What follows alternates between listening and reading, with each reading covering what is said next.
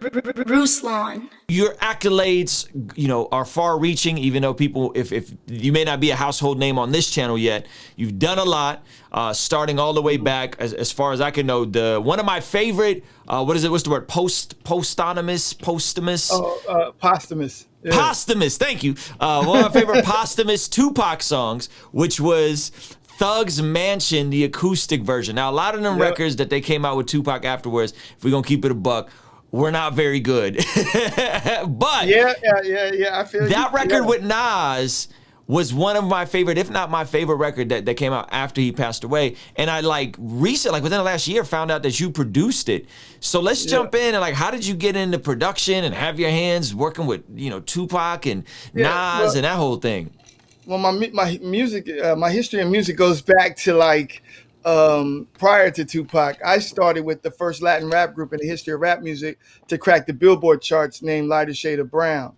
Okay. Right. And so, we had records like Hey DJ and Latin Active and On a Sunday Afternoon. So we had already put out a greatest hits album, and I was transitioning from a group situation into a duo situation. And the unique thing is, though, when I first started in rap, I started as a Christian rapper. But at the time, the church wasn't really checking for Christian rap. In fact, they called it the devil's music. You know what I mean? And so, and then when you got the church on you about, doing that devil's music, and, I strayed, from the church and went into the secular side, even though I kept my spiritual morals. Like, I don't drink, don't smoke, didn't drink, didn't smoke, you know what I mean? And so going into that transition from, Lighter Shade into it was like the late 90s, early 2000. And I had already met Pac. I even met Snoop when Snoop had a fade. He didn't even have braids. He had a fade. And I had already met Pac, but we hadn't really, worked together. And so it just so happened that when he passed away, I was in a group called Kansas Cali, and we were on the verge as far as we did the soundtrack to the movie Crash. Before it won the Oscar, it was just like a thing to do. And so people were listening to our music, was like, yo, you guys are the next R. Kelly, Jay-Z, because that's what we were before. I had a partner named Pitt, and we were R. Kelly, Jay-Z before R. Kelly, Jay-Z. You see what I mean? And so, and our beats was just as competitive. And so when Interscope heard what was going down, they was like, you guys are the next wave. Pac passed away. We trying to find a new sound. And mind you, the song that came out didn't even reflect our sound, by the way. So, not only did we, go into the studio, we did like 17 songs on Tupac.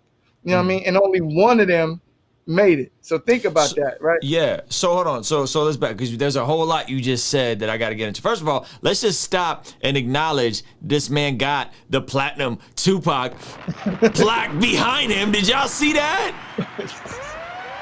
Yeah. You got the Nas. You might be the first guest on here with a platinum plaque. Did you catch the Nas in the corner though? Nas in the corner. Yeah.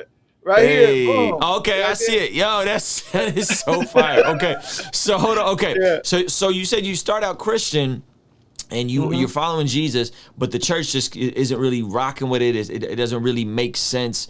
They're calling it the devil's music. So then you naturally segue into the secular side of things. Now, was the music secular? Did y'all keep it clean? Like, talk about that. I've always been an advocate for just straight hip hop, because that's the era I come from. You know what I'm saying? I was in LA. We had this club at the time called The Good Life. And The Good Life, there's a movie out about it called This Is the Life. And I've been to Project Blowed. I've never been to The Good Life, but I've been to Project Blowed. I discovered Abstract. So Abstract started Project Blowed. I'm the one that put him on in our side, right? Yeah. I did a show with Abstract Rude before. Yeah, he's amazing. He's got a song on one of his albums called Brothers Forever, where he talk. My nickname was Novelist. So Nice means novelist is constantly evolving. So I've evolved from novelist into Emcee N.I.C.E, right? And so in his records, he talked about how I helped put him on. You know what I mean? And so it's pretty dope. So that's where it segued into. But I was always an advocate because I had morals, I had Christian beliefs, that still, carried me through life. It's just that I wasn't active in the church or active, with the music ministry. Got you. Okay, so let's real quick before we go, guys. Give this video a quick thumbs up. Let us know where you're watching this from. You are going to love this conversation, I promise. So 83 y'all watching, get this video a quick thumbs up so we can get the views up, get it up the algorithm, all that kind of good stuff. Okay, I gotta know what it was like meeting Tupac. I grew up, man, they used to, I was such a Tupac fan in the 90s, they used to call me Rupac because my name is Ruslan. That's how much of a Tupac fan I was. Okay, so. Yeah, Pac was probably the most humble dude that you could ever meet. Like, very down to earth, will talk to you, you know what I mean? He didn't have that persona that when the lights and cameras is on, it was like, okay, he turned on, for TV. You know what I'm saying? Yeah. And obviously if he's with his camp, but when you talk to him as an artist, as and whatnot, he was like, yo, he was always telling you, get yours. You know what I mean? Yeah. If anything, get yours and don't let the industry, keep you from doing that. And so, and did y'all meet in like a studio setting or like backstage at a show? Man, it was the concept? I think it was I don't know if it was like a Def Jam event or it was either an Interscope or a Def Jam event. I can't remember because I met so many people, but I remember meeting him and having that conversation, and then to work on his album, a few years after that was crazy. The interesting thing is, first of all, I've had Wendy Day on a channel before. She has some amazing Love Wendy. Yeah. Tupac. Yeah, she's incredible. She has some amazing Tupac stories. And then I also read multiple accounts of Pac going to church like a couple weeks before he passed away. And so it'd be, it's interesting just because I'll be honest, hearing Tupac rap about God was my first positive experience where I was open to the idea of there being a personal God, even though his music wasn't Christian and he wasn't, necessarily following Jesus while he was here. That was the first time where I really was like, okay, there's something to this God thing. Because prior to that, I don't know if you know this about me, but I grew up in an Armenian church serving as an altar boy and got molested by other altar boys. So my whole framework of church and God was like, nah, like that's trash, like that ain't real. And then when I got into Tupac later on, it was like, yo, so my introduction to the idea of there being a God was through Tupac, Nas, DMX, and then finally surrendering my life to Jesus in like 2003, 2004. So that's deep, man. Yeah, man, that's really dope. You got to work with him. And so, and then, obviously that record landed on the Nas thing, on the Nas album. Yeah, it was a little variation. It was a variation of it because it was a New York vibe. New York. Yeah, it was longer too, right? The Nas version was like longer. The second Nas verse, and then you guys said you did like 20 records or 20 attempts. Like, so what was it like? Who's in the process? Is it Pac's mom? Yeah, so, are they sending you acapellas? Do you got the original beat? You're trying to recreate I'm gonna tell you. Here's a cool story. Is that Suge Knight was still out in the streets, and so what they ended up doing was putting us in the middle of Modesto, California, and we were in a house. It was several producers, well, a few producers and some artists and writers, and that's where we did the whole our version of Pac's records. Is they wanted to make sure that we couldn't be touched or nobody can run up on us, and they brought in Pac, the whole Interscope family brought in the records for Pac because we were in a studio, a house studio at that. They brought in the computers, set it up on the every day under armed guard. They would leave with the computers. You know what I mean? They would defrag the computers that we had there. They would just every day the Pac sessions were brought in. And then taken out, brought in, taken out. Yeah, so it was real interesting. Then we couldn't really go nowhere. We can go within the city, but we couldn't make no real phone calls, couldn't do nothing real crazy. It was just a matter of, it was top secret. So you're in Modesto, California. So you're not even in the mix in LA and everything that's going on. They got y'all out in the Hicks. Because no disrespect to anybody who's from Modesto, but that ain't, you coming to LA, San Diego, Long Beach, San Francisco. Modesto is out the way, and you think that was by design? It's the home of it was where George Lucas Studios were, in Modesto. So that everything out there was all Star Wars and whatnot. But we were in the middle of nowhere, Mm-hmm. all the way, in between the Bay and LA. So, because, Yeah. Pac's representations were in the Bay. Right. And so they were, So were you getting acapellas with the original beat, like underneath it, like to kind of hear the key of the beat? Or are you literally just getting acapellas and you got to find the tempo and find the key? we were given acapellas and with the tempo, with a BPM. Wow. So you didn't even have the original reference to hear like the potential key that it was in? None of that. Yeah, it was just more like, here, they brought in the acapellas and, we just went to work.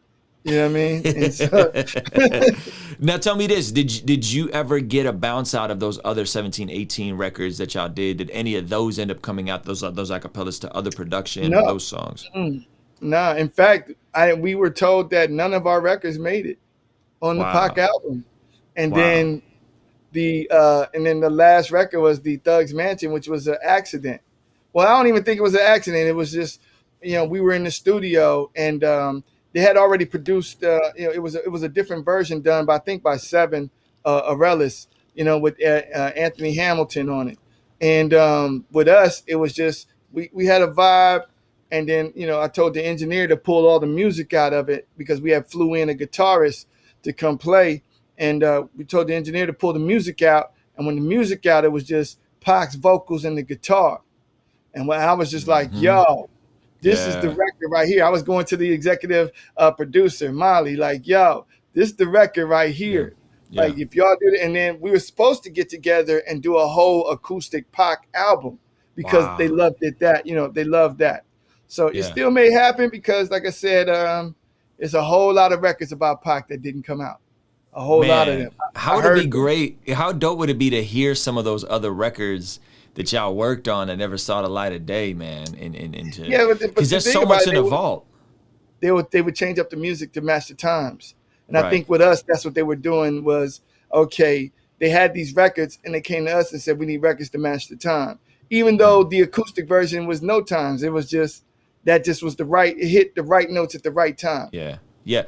And, kudos to you as a producer, because sometimes we think production and we think, oh man, it's, sitting here and punching out everything on the MPC and like, you got to do everything. There's never seen a beat maker and a producer. A producer goes, no, take everything else out, leave that guitar in, and then it becomes a hit record. That's different than someone that just, chop and sample. That's how, I make beats, but I've always tried to get away from like feeling like you have to do everything by hand instead of saying, like Dre, Quincy Jones, Emcee N.I.C.E, and he's sitting there trying to play every single instrument on the record. He gets the best guitar player to play the instrument. So I think that's an interesting distinction that I think people who look at music overlook, is that they think it's all about producing everything from scratch. I got to play the chords from scratch. They'd be like, oh, you played that? No, I don't play the guitar, but I know what I want to hear.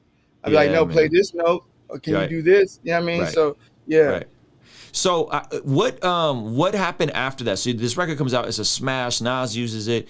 Do you then kind of get more opportunities to do more production stuff, or what's happening for Emcee N.I.C.E? Keep in mind, I was in a group, we were like the R. Kelly, Jay-Z. We were poised to come out. You know what I mean? And the Tupac thing was supposed to help us come out, you know what I mean, as this group, but then R. Kelly, Jay-Z came out. You see what I'm saying? So that kind of ruined our situation, because the Best of Both Worlds was like the greatest thing since sliced bread when it came out, you know what I mean? Yeah. And so ultimately, and the group was called The Lighter Shade of Brown, or is this a different group? No, the group was called Kansas Cali.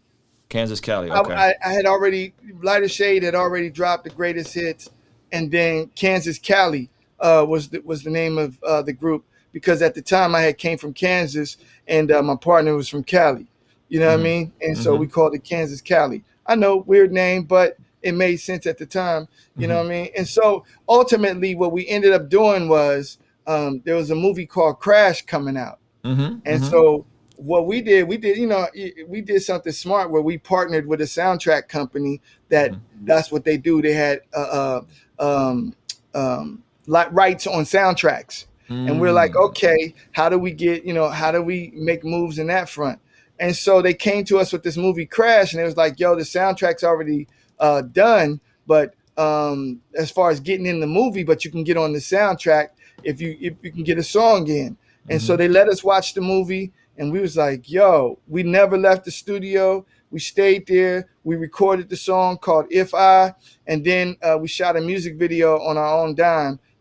And so ultimately that music video and song landed on the soundtrack, and the video landed on the special features of Crash, and it went on to win an Oscar and Golden, and Golden Globes and BAFTAs, and it won the Oscar for Best Picture, and that blew up. And I think it did like 10 million DVDs at the time when DVDs was, incredible. And our music video is there. We're on the soundtrack, and then that parlayed us into Mr. and Mrs. Smith, soundtrack, Yeah, yeah. in which we, got on that, and then that parlayed us into Haven with Orlando Bloom, into Kicking It Old School with Jamie Kennedy, into ESPN's Once in a Lifetime. So we had a nice little run, at that point. Then we ultimately did the theme song for the NBA, in 2010, and then ultimately worked with Prince. We redid a song called Pop Life.